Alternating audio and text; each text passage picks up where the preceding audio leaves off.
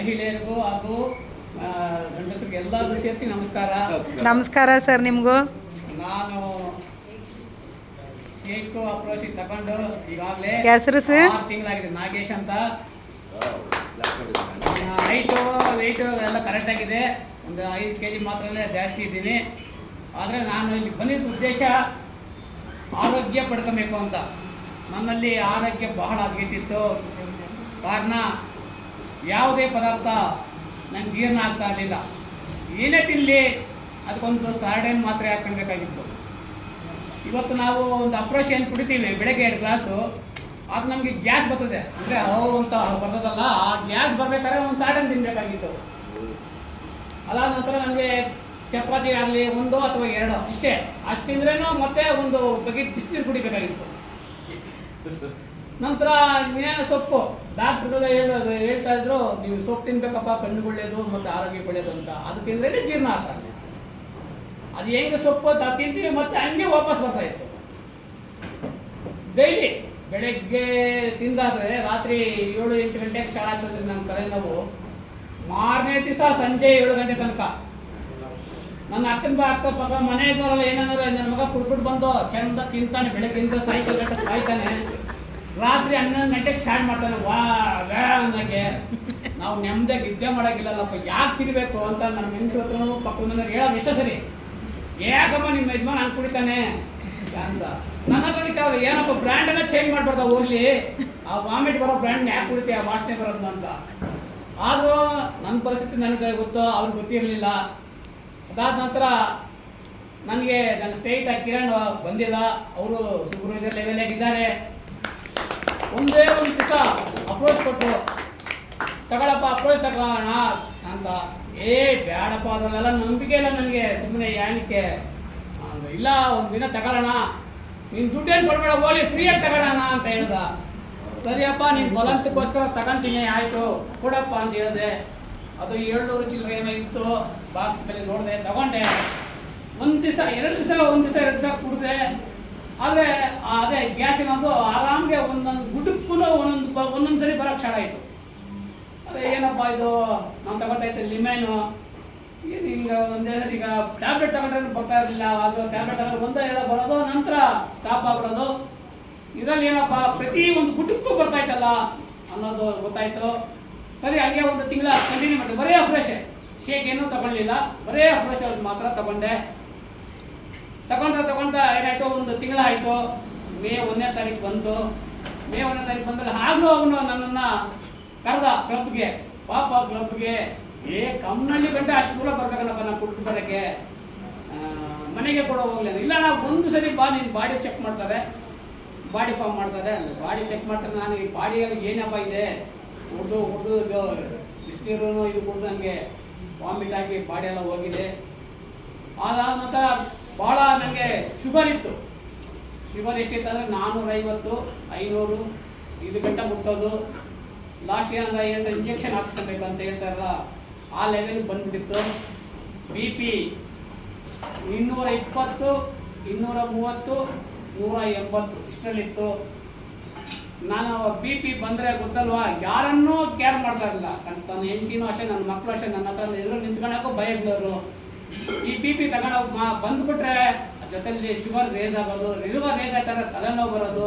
ತಲೆನೋವು ಬಂದರೆ ಹೆಂಗೆ ಗೊತ್ತಾ, ಲೇಡೀಸ್ ಅದು ಮೇಲೆ ತಗೊಂಡು ತಲೆ ಕಟ್ಕೊಂಡು ಆ ಕಡೆ ಒಬ್ರು ಎಳಿಬೇಕು, ಈ ಕಡೆ ಒಬ್ರು ಎಳಿಬೇಕು, ಆ ಲೆವೆಲಲ್ಲಿದ್ದೆ. ನಿದ್ದೇನೂ ಬರ್ತಾ ಇರಲಿಲ್ಲ. ಕೆಲಸ ಆಮೇಲೆ ನಂತರ ಕೆಲಸ ಬಿಟ್ಬಿಡಪ್ಪ ಅಂತ ಲೆವೆಲ್ ಬಂದೆ. ನಾನು ಹಿಂಸೆ ನೋಡಿದಾಗ ನಾನು ಮಿಸ್ಸಸ್ ಹೇಳಿದ್ರು, ಬೇಡ ಕೆಲಸ ಬಿಟ್ಬಿಡು, ಸಾಕು ಬಾಡಿಗೆ ಬರ್ತದೆ, ಆರಾಮಾಗಿ ತಿನ್ಕೊಂಡಿರೋಣ, ಆಗಲ್ಲ ನಿನ್ನ ಕೈಯಲ್ಲಿ ಅಂತ.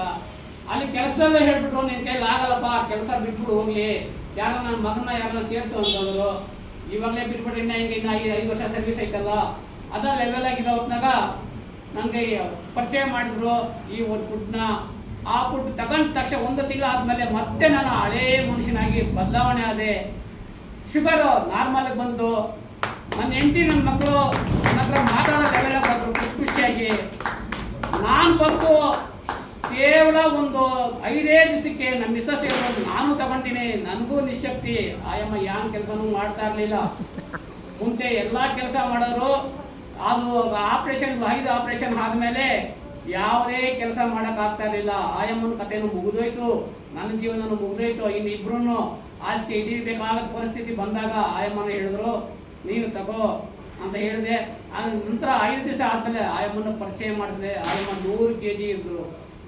100 kg ಇದ್ದಾಗ ಇದನ್ನು ನಾವು ಕೊಟ್ಟ ಮೇಲೆ ಈಗ 12 kg ವೆಯ್ಟ್ಲೆಸ್ ಆಗಿದ್ದಾರೆ, ನೋಡಕ್ಕೂ ಸುಂದರವಾಗಿದ್ದಾರೆ. ಆದಾಗ 25 ವರ್ಷ ನಾವು ಎಲ್ಲೂ ಗಾಡಿನಲ್ಲಿ ಟ್ರಾವೆಲ್ ಮಾಡಿರಲಿಲ್ಲ. ಮದುವೆಯಾಗಿ 24 ವರ್ಷ 8 ತಿಂಗಳಾಗಿತ್ತು. ಆ ಗಾಡಿನಲ್ಲಿ ಕೂಡ್ಸ್ಕೊಂಡು ಹೋಗ್ಬೇಕಾದ್ರೆ ನಾನು ಏನು ಹೇಳ್ತಾ ಇದ್ದೆ, ಅಯ್ಯೋ ನೀನು ದಪ್ಪ ಇದೆಯಮ್ಮ, ಆಗಲ್ಲ, ಹಿಂದಕ್ಕೆ ಸಿಡಿ ಎತ್ಕೊಂಡ್ಬಿಡ್ತದೆ, ಎಲ್ಲ ಅಪ್ಪಲ್ಲಿ ಹಿಂಗೆ ಹೋಗ್ಬೇಕಾದ್ರೆ ಎತ್ಕೊಂಡ್ಬಿಡ್ತದೆ, ನನ್ನ ಕೈಯಲ್ಲಿ ಆಗಲ್ಲ ಬ್ಯಾಲೆನ್ಸ್ ಮಾಡಕ್ಕ ಅಂತ ಹೇಳಿದೆ. ಈ ಪ್ರಾಡಕ್ಟ್ ತಗೊಂಡ್ಮೇಲೆ ನನಗೂ ಬ್ಯಾಲೆನ್ಸ್ ಆಯಿತು, ಆಯಮ್ಮನ ವೆಯ್ಟ್ ಲೆಸ್ ಆದರು. ಈಗ ಸಂತೋಷವಾಗಿ ಗಾಡಿ ಈಗ ಲವರ್ಸ್ ಥರ ಗಾಡಿನಲ್ಲಿ ಸುತ್ತಾ ಇದ್ದೀವಿ. ಎಷ್ಟೋ ಜನ ನಾವು ದೇವಸ್ಥಾನ ಪೂಜೆಯಲ್ಲಿ ಅಪ್ಪ ಹೇಳ್ತಾನೆ, ಏನು ನಾಗಣ ಈಗ 50 ವರ್ಷ ಆದಮೇಲೆ ಲವರ್ಸ್ ಥರ ಓಡಾಡ್ತಾ ಇದ್ರಂತ ಇದು ನಮ್ಮ ದೇವಸ್ಥಾನ ಪೂಜಾರಪ್ಪರೇ ಹೇಳಿದರು. ಅದಕ್ಕೊಂದು ಸಂತೋಷ. ಇಲ್ಲಿಗೆ ಪರಿಚಯ ಮಾಡಿದಂಥ ನಾನು ಕಿರಣ್ ಸಾರ್ಗೂ ನಾನು ಧನ್ಯವಾದ ಹೇಳ್ತೀನಿ. ಅಷ್ಟೇ ಅಲ್ಲ, ನನ್ನ ಕ್ಲಬ್ಗೆ ಬಂದಾಗ ನನ್ನ ವೆಲ್ಕಮ್ ಮಾಡಿದಂಥ ರೀತಿ ನಮ್ಮ ಅಂಬಿಕಾ ಮೇಡಮ್ಮು ಈಗ ಕೊಟ್ಟಂತೂ ನನ್ನ ಆರೋಗ್ಯ ಕೊಟ್ಟಂಥ ಆರೋಗ್ಯಕ್ಕೆ ಮಾತೆ ಅಂತ ಹೇಳಿದ್ದಾರೆ. ನಮ್ಮ ಕ್ರಿಶ್ಚಿಯನ್ ಬಾಂಧವರು ಏನು ಹೇಳ್ತಾರೆ, ಆರೋಗ್ಯ ಮಾತೆ ಅಂತ. ಅದೇ ರೀತಿ ನಮ್ಮ ಕ್ಲಬ್ ಕೂಡ ಆರೋಗ್ಯ ಮಾತೆ ಇದ್ದಂಗೆ, ದೇವಸ್ಥಾನ ಇದ್ದಂಗೆ. ಇವತ್ತು ನಾನು ನನ್ನ ಮಗನಿಗೂ ಪರಿಚಯ ಮಾಡಿದೆ. ಅವನಿಗೂ ಎದೆ ಉರಿ ಇರ್ತಾ ಇದ್ದ, ಯಾವಾಗಲೂ ಎದೆ ಉರಿತ. ಅವ್ರ ಅಮ್ಮನೂ ಅದಕ್ಕೊಂದು ತಿಂಗಳ ಮುಂಚೆ ಹೇಳ್ತಾ ಇದ್ರು, ಬೇಡ ಬಿಟ್ಬಿಡಪ್ಪ, ಕೆಲಸ ಹೋಗ್ಲಿ, ನಿನ್ನ ಕೈಲಿ ಆಗಲ್ಲ ಬಿಟ್ಬಿಡಪ್ಪ ಅಂತಂದ್ರು. ನಾನು ಅವ್ನು ಹೇಳ್ದ, ಇಲ್ಲಪ್ಪ ಹಾಸ್ಪಿಟ್ಲಲ್ಲಿ ಚೆಕ್ ಮಾಡಿಸ್ಬೇಕು, ಒಂದ್ಸರಿ ಹಾರ್ಟ್ ಚೆಕ್ ಮಾಡಿಸ್ಬೇಕು, ಬಾಡಿ ಚೆಕ್ ಮಾಡಿಸ್ಬೇಕು ಅಂತ. ಸರಿಯಪ್ಪ ಒಂದು ಕೆಲಸ ಮಾಡು, 1 ದಿವಸ ನೀನು ಕ್ಲಬ್ಗೆ ಬಾ, 1 ದಿವಸ ನೀನು ತಗೋ. ಆದ್ರೆ ವಿರೋಧ ಮಾಡ್ತಾ ಇದ್ದ ಅವನು. ಅವ್ನು ಎಷ್ಟೋ ಸರಿ ನೋಡು, ನಮ್ಮ ಚಿಕ್ಕ ಮಗುನ ಅದೇ ನಮ್ಮ ಮನೆ ಬಾಡಿಗೆಗಿರುವಂಥ ಮಗು ಹೇಳ್ತಾ ಇತ್ತು, ಅಪ್ಪ ಯಾಕಪ್ಪ ತಗೊಂಬೇಡ, ಸುತ್ತೋಗ್ಬಿಡ್ತೀಯ ನೀನು ಅಂತ. ಯಾಕಂದ್ರೆ ಆ BTV ವಿಡಿಯೋ ನೋಡೋ ಹೊತ್ನಾಗ ಹಂಗೆ ಹೇಳೋದು, ಆ ಮಗುಗೂ ಹೇಳಿಕೊಡೋರು. ಈಗ ಅದು ತಗೊಳ್ತಾ ಇದೆ ಮಗು, ಏನೂ ತೊಂದರೆ ಇಲ್ಲ. ಆದ್ರೆ ನನ್ನ ಮಗನೂ ವಿರೋಧ ಮಾಡ್ತಾ ಇದ್ದ, ಬೇಡಪ್ಪ ಬಿಸಾಕ್ಬಿಡು, ಅವ್ನಿಗೆ ಯಾರೋ ತಲೆ ತುಂಬಿದ್ರು, ಅದರಿಂದ ಇದ್ರ ಪ್ರಾಬ್ಲಮ್ ಆಗುತ್ತೆ ಅಂತ. ಅವನಿಗೂ ನಾನು ಹೇಳಿದ್ದೆ, ನೋಡಪ್ಪ ಒಂದ್ಸರಿ ಬಂದು ತಗೋ, ನಿಮ್ಗೇನು ಆಗಲ್ಲ ಅಂತ ಹೇಳಿದೆ. ಬಂದ 3 ದಿವಸ ತಗೋ, ಆಮೇಲೆ 10 ದಿವಸ ಕಂಟಿನ್ಯೂ ಮಾಡು, ನಿನ್ಗೆ ಏನು ಅನಿಸ್ತದೋ. ನಾವು ನಿನ್ಗೆ ಹೇಳುವಂತ ಬಲಂತ ಮಾಡೋದೇನಿಲ್ಲ, 10 ದಿವಸ ನೀನು ತಗೋ, ನಿನ್ಗೆ ಒಳ್ಳೇದಾಯ್ತು ಅಂದರೆ ಬಾ, ಆದ್ಮೇಲೆ ಅಂದರೆ ಬಿಟ್ಬಿಡೋಕೆ ಅಂತ ಹೇಳಿದೆ. ಅವನಿಗೆ 10 ಅಲ್ಲ 15 ದಿವಸ ಏನು ಆತ ಬಂತು, ಕಂಟಿನ್ಯೂ ಮಾಡ್ತಾ ಇದ್ದಾನೆ. ಅವನು ಆರೋಗ್ಯವಾಗಿದ್ದಾನೆ, ಸಂತೋಷವಾಗಿದ್ದಾನೆ. ನಮ್ಮ ಕುಟುಂಬ ಇನ್ನು ಒಬ್ಬ ಇದ್ದಾನೆ ಅಷ್ಟೇ, ಅವನು ಯಾವತ್ತು ಬರ್ತಾನೋ ಗೊತ್ತಿಲ್ಲ. ನಾವು 3 ಜನ ತಗೊಳ್ತಾ ಇದ್ದೀವಿ, ನಾವು ಆರೋಗ್ಯ ಪಡ್ಕೊಂಡಿದ್ದೀವಿ. ನಮ್ಗೆ ಆಡಿದಂಥ ಕಿರಣ್ ಸಾರು ಮತ್ತು ಅಂಬಿಕಾ ಮೇಡಮು ಅಷ್ಟೇ ಅಲ್ಲ, ಯಾವುದೇ ಒಂದು ಟೈಮಲ್ಲಿ ನಮಗೆ ಬಂದ್ರೂ ಶೇಕ್ ಅಪ್ರೋಚ್ ಕೊಟ್ಟಂಥ ನಮ್ಮ ಸುಷ್ಮಿತಾ ಮೇಡಮ್ ಕೂಡ ಸಹ ನಾನು ಧನ್ಯವಾದ ಹೇಳ್ತಾ ಎಲ್ಲರಿಗೂ ನಮಸ್ಕಾರ.